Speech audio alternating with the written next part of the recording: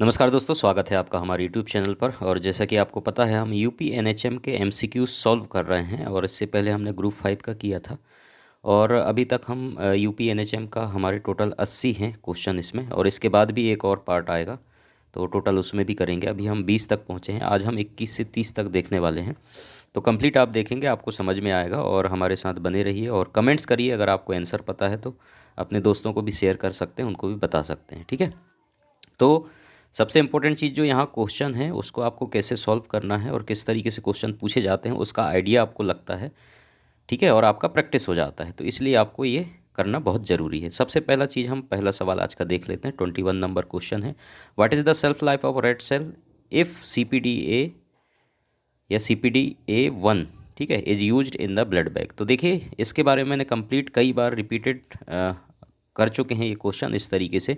और सभी एंटीकोगुलेंट्स के बारे में, ये ब्लड बैंक का क्वेश्चन है, आप लोगों को पता है, ठीक है।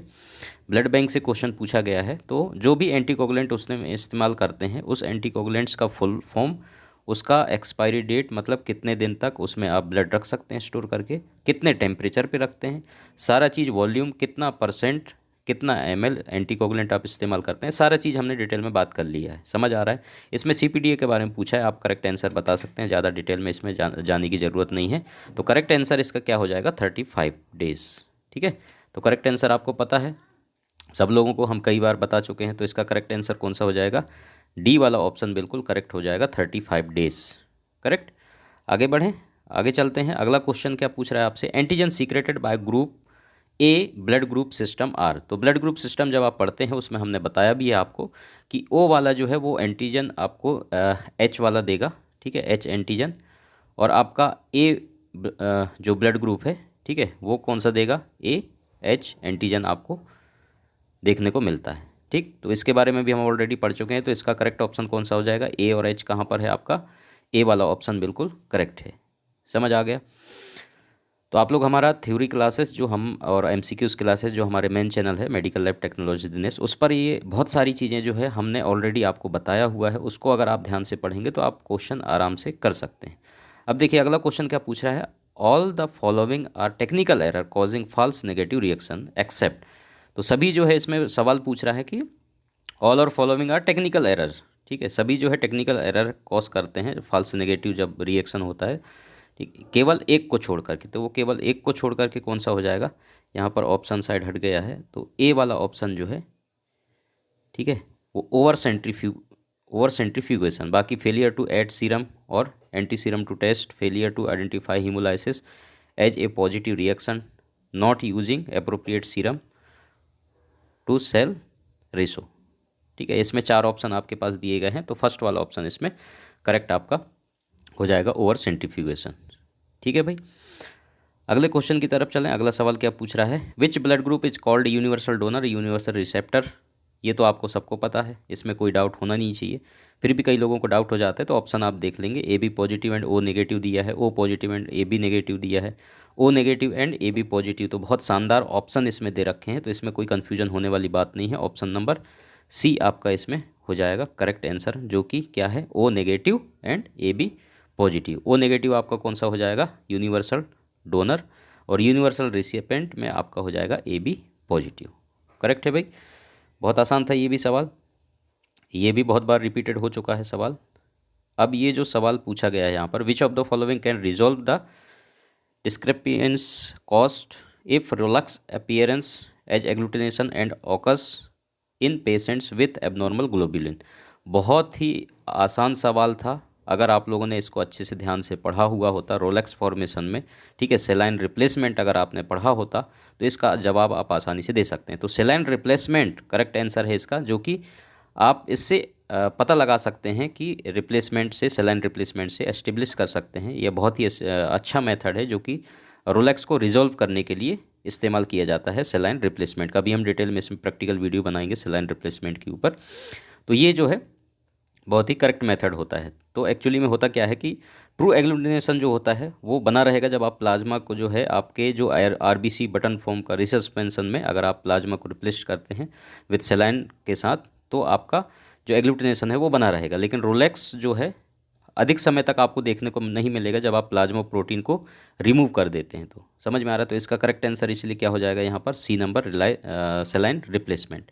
बिल्कुल आसान सवाल था अगर आपने ध्यान से पढ़ा होता। रोलेक्स फॉर्मेशन तो आपको पता है ना कि जो साधारण आरबीसी का साइज होता है, और वो आप जब देखते हैं तो आरबीसी इस तरीके से आपको अलग अलग दिखाई देता है, लेकिन रोलेक्स फॉर्मेशन में ये सब एक चेन की तरह इस तरीके से, सिक्के की तरह इस तरीके से आपको रोलेक्स फॉर्म में देखने को मिलता है। तो इसको रोलेक्स फॉर्मेशन बोलते हैं। हमने कई बार आपको बताया भी हुआ है, तो बार बार हम रिपीट नहीं करेंगे। क्वेश्चन रिपीटेड हैं और कई सारी चीज़ें हमने ऑलरेडी एक्सप्लेन आपको कर दिया हुआ है। करेक्ट है भाई। अगला सवाल आपसे क्या पूछ रहा है, which antibodies are seen in the plasma of blood group O. तो ब्लड ग्रुप एबीओ सिस्टम जब हमने पढ़ाया था वहाँ पर हमने डिटेल में जानकारी दे दी है, तो फिर भी हमने शॉर्ट में जल्दी जल्दी आपको बता देते हैं यहाँ पर क्या क्या चीज़ें हैं आपको, जो कि आपको एंटीजन और एंटीबॉडीज़, ये आप याद कर लेना, बहुत इंपॉर्टेंट है। ठीक है, ए बी और ओ, इतने ब्लड ग्रुप है आपका। तो ए ब्लड ग्रुप अगर आपके पास है, ठीक है, तो एंटीजन एंटीबॉडीज़, इसमें एंटीजन आपका ए ही होगा, एंटीबॉडीज़ आपका बी हो जाएगा। बी है तो बी एंटीजन और उसके बाद ए एंटीबॉडीज़ हो जाएगा। ठीक है, जस्ट अपोजिट होता है, तो ये तो आपको पता होगा। उसके बाद ए बी है तो इसमें ए बी एंटीजन देखने को मिलेगा, एंटीबॉडीज़ इसमें कोई सा भी देखने को नहीं मिलता है। तो इस तरीके से यहाँ से भी सवाल पूछा जा सकता है कि ए बी ब्लड ग्रुप में कौन सा एंटीबॉडीज़ प्रेजेंट होता है, तो उसमें कोई सा भी नहीं होता। और ओ है तो ओ में आपको कोई सा भी एंटीजन्स देखने को नहीं मिलता है। ठीक है, तो यहाँ पर नन हो जाएगा। और एंटीबॉडीज़ आपका ए बी, तो जस्ट अपोजिट ये ए बी और ओ का होता है। समझ में आ रहा है। तो इस तरीके से एक क्वेश्चन आया था ना, वो रीजन आपको पता चल गया होगा कि भाई जो ए बी का जो है ओ के साथ क्यों नहीं बनता है। तो ये सारा रीजन आपको पहले भी हमने ऑलरेडी एक्सप्लेन किया। इससे पहले क्वेश्चन जो पूछा गया था, मदर का ब्लड ग्रुप और फादर का ब्लड ग्रुप चाइल्ड का कौन सा हो सकता है, तो डिटेल वीडियो मैंने अपने मेन चैनल पर बताया हुआ है। समझ आ रहा है। उस तरीके से क्वेश्चन को जा करके आप लेक्चर देखना कि माता पिता के ब्लड ग्रुप से बच्चे के ब्लड ग्रुप का आप पता कैसे लगा सकते हैं, बहुत आसान तरीके से हमने एक्सप्लेन करके दिया हुआ है। तो इसका करेक्ट आंसर कौन सा हो जाएगा भाई, एंटीबॉडीज़ आपसे पूछा है, ओ में यही पूछा था ना एंटीबॉडीज़, तो कौन सा हो जाएगा, ए बी। समझ में आ रहा है। तो ए बी आपका होने वाला है इसमें। तो करेक्ट आंसर कहाँ पर है, डी वाला ऑप्शन बिल्कुल करेक्ट है। ठीक है भाई, ये भी बहुत आसान था सवाल। अगले सवाल की तरफ चलें। ये तो ज़्यादा डिस्कस करने की ज़रूरत नहीं, कई बार हमने बता दिया है इसको। What is the expiry of platelets concentration store 22 to 24 degree Celsius blood bank में आप करते हैं तो कितना दिन होगा भाई, सब लोग आंसर कर दें फटाफट। सब लोगों को पता होगा, सी वाला ऑप्शन है 5 दिन। बिल्कुल सही था, इसमें कुछ ज़्यादा डिटेल में बात करने की ज़रूरत है नहीं, आप लोगों को पता होगा। ये ब्लड बैंक से सवाल पूछा गया है, बहुत ही अच्छी बात है। ग्रुप 5 में तो ब्लड बैंक से सवाल पूछे नहीं गए थे, बहुत ही अफसोसजनक बात है वो। तो कोई दिक्कत नहीं है, आने वाले समय में आप उसके लिए भी तैयार रहिए, क्वेश्चन आएंगे इससे भी। तो इसमें कैटेगरी वाइज या सब्जेक्ट वाइज आपसे पूछा गया है यूपीएनएचएम में, तो बहुत अच्छी चीज़ है ये। RH incompatibility occurs when, RH जो है इनकम्पैटिबिलिटी कब होगा, बहुत इंपॉर्टेंट सवाल है। प्रैक्टिकली भी है, जब आप करते हैं लैब में टेस्ट लगाते होंगे, परफॉर्म करते होंगे, तो जब माँ का ब्लड ग्रुप आप करते हैं, अगर उसका नेगेटिव है और बच्चे का पॉजिटिव है, तब जो है ये इनकम्पैटिबिलिटी ऑकस होता है आरएच में। समझ में आ रहा है। तो ऑप्शन नंबर डी यहाँ पर जो देखने को मिलेगा, सारे ऑप्शन आप पढ़ लेना, मैं ऑप्शन ज़्यादा टाइम वेस्ट नहीं कर रहा हूँ आपका, ताकि जल्दी से आप लोग अपना भी समय बचाएं, हम अपना भी समय बताएं, क्योंकि ये सारी चीज़ें हमने ऑलरेडी पढ़ाए हुए। एक्स्ट्रा नॉलेज जो इसमें है वो है जब ये सिचुएशन जनरेट होता है, R H negative mother, D वाला ऑप्शन है, आर एच नेगेटिव मदर है और कैरीज करता है, और आर एच पॉजिटिव फीटस में है। ठीक है, तो आपका इनकम्पेटिबिलिटी ऑकस होता है। तो इसके लिए जो हम इस्तेमाल करते हैं कौन सा, RHOGAM। तो भाई ये आप याद रखना। ठीक है, RH डी इम्यून ग्लोबुलिन होता है। ठीक है, जो कि इसके लिए इस्तेमाल किया जाता है, अगर कभी एग्जाम में पूछा जाए ये, तो इसको भी आप याद रखेंगे, ताकि इस तरीके से भी सवाल बने तो उसके लिए भी आपको तैयार रहना है। समझ आ रहा है। करेक्ट है भाई, सबको समझ में आ गया। 29 नंबर का क्वेश्चन है, इन विच कंडीशन इज, देखो क्वालिटी कंट्रोल मेजरमेंट से सवाल पूछा है, लेविजेनिक चार्ट, मैंने वेस्टगार्ड रूट पढ़ाया हुआ है आपको, हमारे मेन चैनल पे जा करके देखना। तो हम कोशिश करते हैं कि हर एक टॉपिक को अच्छे से आपको पढ़ाएं, सिखाएं, समझाएं, ताकि आपको कोई सा भी टॉपिक छूटे ना। आप ये ना कहें कि यार हमें ये चीज़ें नहीं आ रहा है या हमने ये कवर नहीं किया हुआ है। तो हमारी ऑल ओवर को टोटल आप वीडियोस देखेंगे, लेक्चर्स देखेंगे या प्रैक्टिकल देखेंगे, तो हमने कोशिश किया है कि हर एक चीज़ को आपको एक्सप्लेन करके दें। एमसीक्यूज़ के माध्यम से हमने एक्सप्लेन करके दिया है, इसीलिए हम बार बार इसको रिपीट नहीं कर रहे हैं या समझा नहीं रहे हैं। आपको पता होगा वेस्टगार्ड रूल, आप मेन चैनल पे जा करके हमारा देखेंगे, पढ़ेंगे, समझेंगे, टोटल डिटेल में समझेंगे, तो आसानी से आप इसका आंसर कर सकते हैं। नहीं तो आप कंफ्यूज हो जाएंगे, सवाल क्या पूछ लिया है। एलजे चार्ट इसको शॉर्ट में बोलते हैं। एलजे चार्ट हमने डिटेल में बताया हुआ है, पूरे वेस्टगार्ड रूल बताए हुए हैं, सब बताया हुआ है। तो इसका करेक्ट आंसर हम बात कर लेते हैं 1/2s, या फिर मीन जो आपका प्लस माइनस 2s होता है, 2sd। ठीक है, तो करेक्ट आंसर आपका क्या हो जाएगा, ऑप्शन नंबर डी इसमें आएगा। If the value are within plus minus 2s range में है, तब ये जो है करेक्ट है।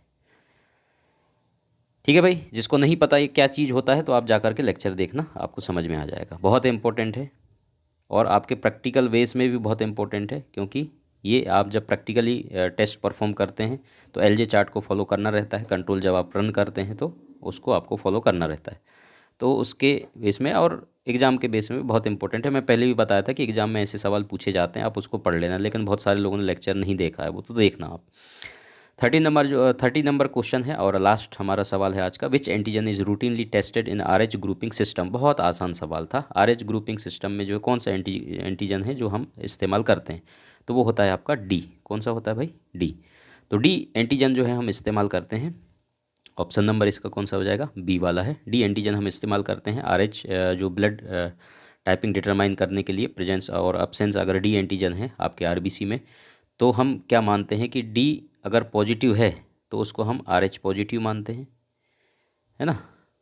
अगर ये डी पॉजिटिव है, अगर डी हमारा नेगेटिव है तो हम RH को भी क्या मानते हैं भाई, नेगेटिव मानते हैं।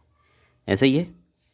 ठीक है, आप लोग ब्लड ग्रुप करते हैं, तो ये भी बहुत आसान सवाल था। इस तरीके से आज का हमारा जो MCQs था UP NHM का 30 तक हम पहुंच चुके हैं। अगले सेशन में हम 31 से आगे देखेंगे, तो कंटिन्यू हमारे साथ बने रहें। 10-10 क्वेश्चन हम देख रहे हैं, ताकि आहिस्ता आहिस्ता हम जाएं और आप लोगों को भी इससे बेनिफिट मिल सके। हमारे चैनल को सब्सक्राइब करके रखना, अगर पहली बार आए हैं तो बेल आइकन दबा लेना। अगर आपको नोट्स चाहिए है MCQs का तो हमें ईमेल कर दें। ईमेल का लिंक आपको वीडियो के डिस्क्रिप्शन पे मिल जाएगा। फर्स्ट पार्ट और सेकंड पार्ट दोनों हमने बहुत ही इंटरेस्टिंग वे में आपको लोगों के लिए MCQs के नोट्स बनाए हुए हैं, ताकि उससे आप प्रैक्टिस कर सकें किस तरीके से अलग अलग स्टेट में सवाल पूछे जाते हैं। थोड़ा सा आइडिया आपको लगेगा कि सवाल किस तरीके से बनते हैं और पूछे जाते हैं। ठीक है, थैंक यू सो मच।